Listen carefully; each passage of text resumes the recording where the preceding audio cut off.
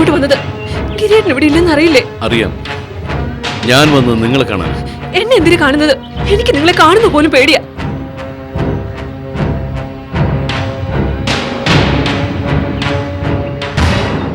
എന്നൊക്കെ പറഞ്ഞ എങ്ങനെ സിസ്റ്ററെ?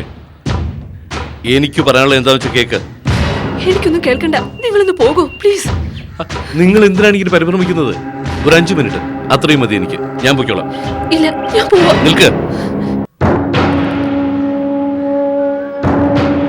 നാളെ ഒരു പശ്ചാത്താപത്തിന് ഇടവരരുത്. നിങ്ങളുടെ ഭർത്താവ് ചെയ്ത കൊലപാതകത്തിന് ഏക ദൃക്സാക്ഷി ഞാനാണെന്ന് അറിയാമല്ലോ.